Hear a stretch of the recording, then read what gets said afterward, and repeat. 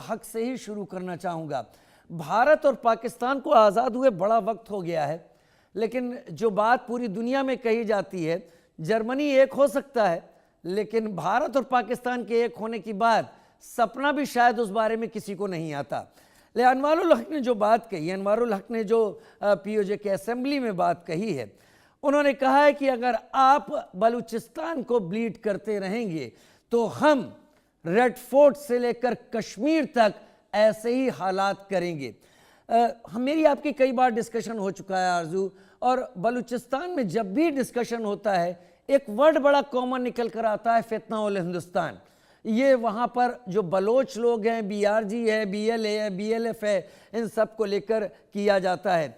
एक बड़ा पॉलिटिकल दायरा जो पाकिस्तान में है वो बलूचिस्तान को लेकर भारत को टारगेट करता है और ये कहता है कि अगर इस पर जवाब में कुछ होता है तो वो बेहतर उसका जवाब वैसे दिया जाना चाहिए। शायद अनवारुल हक ने यही कहा है। क्या अनवारुल हक ने ये एक एक्सेप्टेंस सामने रख दी कि जो 15 लोग जिनके चिथड़े उड़े, जिसमें एक तो डॉक्टर उमर ही था, और जो 20 लोग घायल हुए जिसमें ज़्यादातर परमानेंटली डिसेबल हुए हैं, उसके पीछे पाकिस्तान ही है? पहले इस सवाल का जवाब, फिर आगे बढ़ता हूं। आरजू, सबसे पहले तो मैं आपके इस जवाब से पहले ये ज़रूर कहूँगी कि राजीव, आपकी वजह से जो है वो मेरे ख्याल है ये शो और फ्रेम जो है ये बहुत अच्छा लग रहा है। क्योंकि अगर कोई फीमेल एंकर ही होती तो शायद जिस तरह के एक्सपीरियंस मुझे फीमेल्स के साथ रहे, हम सब एक दूसरे को ब्लॉक करके चले गए होते। लेकिन अगर कोई किसी को ना सुन रहा होता, ये ज्यादा अच्छी चीज है रादर देन फाइटिंग कि ब्लॉक कीजिए और पीसफुल रहिए। बिल्कुल ऐसा ही है। जहां तक अनवारुल हक साहब की बात है तो कई बार हमने देखा है कि पाकिस्तान की मिनिस्ट्री और पाकिस्तान के मिनिस्टर्स इस तरह की बातें किया करते हैं। आपको याद होगा फवाद चौधरी साहब भी कुछ इसी किस्म की बातें कर चुके हैं, शेख रशीद साहब भी ऐसी ही बातें करते हैं। मतलब इन लोगों का कुछ अंदाज यही होता है कि वो आप बैल मुझे मार वाली हालत जो है ना, कि ये अपने आप की तरफ इशारा करते हैं, लेकिन उस चीज़ को रोका कैसे जाए, उसको सही कैसे किया जाए, इस तरफ ये बिल्कुल भी नहीं सोचते। इस वक्त भी कुछ यहाँ पे सिचुएशन ऐसी ही बनी हुई है कि अगर आप देखें तो बार बार भारत की बात की जाती है, कहा जाता है कि भारत हमारे ऊपर अटैक करने वाला है, भारत से हमें खतरा है, लेकिन अफगानिस्तान की बात करने को ये तैयार नहीं है। अफगानिस्तान को लेकर जो है इनकी जो हालत है वो सभी जानते हैं। जहाँ तक आपने कहा कि फीमेल्स जो है उनको भी शामिल किया जा रहा है लोगों के ग्रुप में, जैसे आपने कहा हाफिज सईद, मसूद अजहर और इस तरह के लोग, तो ये कब नहीं थी, हमेशा से थी। फीमेल्स हमेशा से इस तरह के ग्रुप का हिस्सा रही हैं। जहां मैं मौजूद हूँ इस्लामाबाद, यहाँ पे जो लाल मस्जिद है, यकीनन आपने नाम सुन रखा जरूर होगा, सुन रखा है। वहां पर भी एक पूरी इन्होंने फौज बना रखी है लेडीज की। और एक जमाने में तो ये भी हुआ था कुछ साल पहले कि उन्होंने कहा था जी इस एरिया में लेडीज ड्राइव नहीं कर सकती, और अगर कोई आएगा तो एक दो लेडीज की गाड़ी के शीशे वीशे तोड़ दिए गए थे। और ये लेडीज इनके हमेशा से रही हैं। आपको याद होगा कि कराची में एक चाइनीज वर्कर्स की वैन पर अटैक हुआ था, और वैसे तो खैर वो बलूचिस्तान की एक्टिविस्ट कहलाती थी, लेकिन वो भी एक फीमेल ही थी। तो यहाँ पर मुझे नहीं लगता कि आपके लिए कोई नई चीज़ होगी, लेकिन यहाँ पर मुझे नहीं लगता कि ऐसा है कि ये फीमेल्स अब आना शुरू हुई हैं। हमेशा से यहाँ पर जिस तरह से लोगों का माइंडसेट बनाया गया है और जिस तरह से मिस यूज़ ऑफ रिलीजन हुआ है, जैसे नफ़रतें फैलाई गई हैं, तो आपको हर एरिया में जो है ये लेडीज़ आपको दिखाई देंगी जो जिनकी कोशिश होती है कि किसी तरीके से उनकी बात सुनी जाए और उनकी बात से ये लोगों का ब्रेन वॉश करें और एक तरह की नफ़रत जो है वो भी जो है उसको बढ़ावा दे।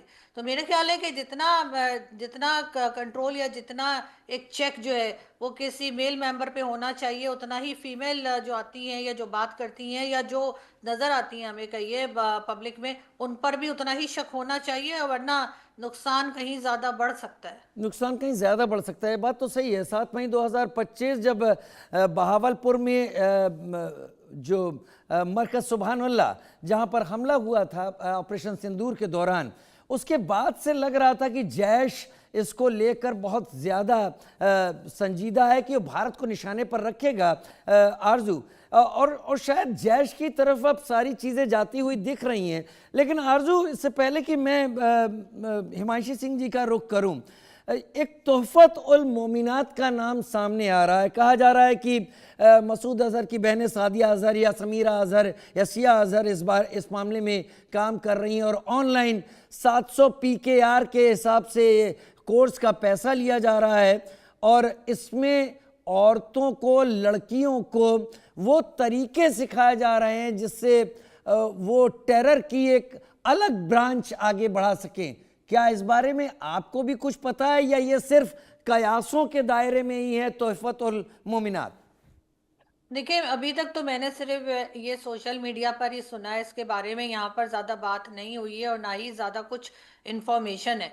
लेकिन जहाँ तक आप इनकी डोनेशंस की या इन लोगों के पास पैसा होने की बात कर रहे हैं, तो ये जितनी भी ऑर्गेनाइजेशंस हैं, जो टेरर ऑर्गेनाइजेशंस ही हैं, और जाहिर है यूएन में इनका नाम मौजूद है, इनके पास पैसे की कोई कमी नहीं होती। मैंने कई बार अपने शोज में भी कहा है कि अगर इनसे पैसा ले लिया जाए तो शायद हम आईएमएफ को कर्जा देने के काबिल हो जाएंगे, बजाय हम उनसे मांगते रहे। इनको इतना पैसा दिया जाता है और इतने लोग हमारे इमोशनल हो जाते हैं इनको देख करके। आप यकीन करें कि जो लेडीज हैं वो अपनी से ज्वेलरी भी इनको पकड़ा देती हैं और इनको लगता है कि ये बड़ा कोई नेक काम कर रहे हैं। आरजू, 72% लेडीज के बारे में हमारे सर्वे में आया है कि उन्हें सेंटिमेंटली ल्योर किया जाता है और वो आसानी से सेंटिमेंटल होती है, इसलिए सबका हिस्सा बन जाती है। क्या सही है जो आप अभी बात कह रही थी? नहीं, मेरे ख्याल है ये माहौल होता है, ये बचपन से जो उन्हें सिखाया पढ़ाया गया होता है उसकी वजह से ऐसी हो जाती है, या इस किस्म की सोच होती है।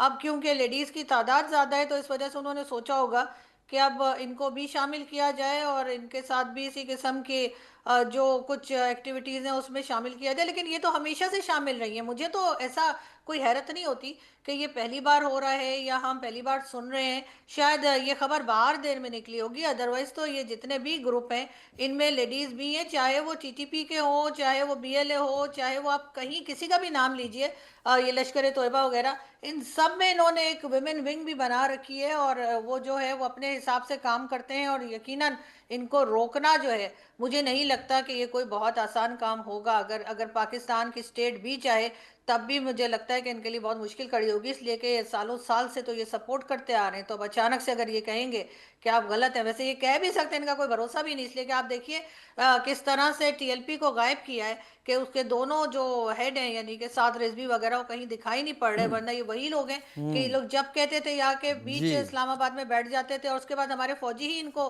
पैसा बांटते हुए भी आपने यकीनन देखे होंगे। लेकिन इस वक्त इनका कहीं अता पता नहीं मिल रहा। तो मुझे लगता है कि जिस वक्त ये चाहेंगे इनको कंट्रोल करना तो शायद ये किसी हद तक कर पाए, शायद ये किसी हद तक कर पाए। दर्शकों, अभी अभी आरजू जी ने टीएलपी का नाम लिया। अगर आप टीएलपी के बारे में नहीं जानते हैं तो इसको तहरीक लब्बैक पाकिस्तान कहा जाता है। 2015 में ये ऑर्गेनाइजेशन वजूद में आया और इसका इस्तेमाल हमेशा इस तरीके से होता रहा कि जो भी इस्टेब्लिशमेंट के अगेंस्ट होता था उसको डाउन प्ले करने के लिए टीएलपी सड़क पे उतरता था।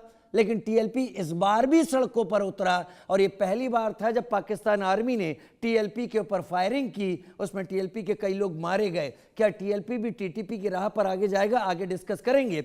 लेकिन मैं अब रुक कर लेना चाहता हूं, आता हूं आपके पास हिमांशी जी, लेकिन श्रुति मैं आपका रुख करूंगा। श्रुति, मैं कई बार इन चीज़ों को समझ नहीं पाता और मुझे समझने में बड़ी दिक्कत होती है। मैं देखता हूं एस्टेब्लिशमेंट अपने रिएक्शन से इस बात को सामने रखते हैं और साफ करते हैं कि वो किस तरीके का मैसेज पूरी दुनिया में कन्वे कर रहे हैं। लेकिन पाकिस्तान एक वाहिद मुल्क है जहां पर इससे पहले कि पाकिस्तान की गवर्नमेंट या एस्टेब्लिशमेंट कुछ कहे, जो लोग इस फ्रेमवर्क में होते नहीं हैं, जो मेन गवर्नमेंट का हिस्सा नहीं है, वो बयानबाजी शुरू कर देते हैं। अनवारुल हक का इस बात को कहना क्या पाकिस्तान गवर्नमेंट के पैरों पर कुल्हाड़ी मारने जैसा है? आगे कुछ दिनों बाद शायद यही स्टेटमेंट पाकिस्तान के खिलाफ खड़ा हो जाए जब एफएटीएफ में पाकिस्तान दुहाई दे रहा हो कि वो ऐसा नहीं है। तब ये स्टेटमेंट जाए कि दिल्ली से लेकर कश्मीर तक हम आपको ऐसे ही दहलाएंगे।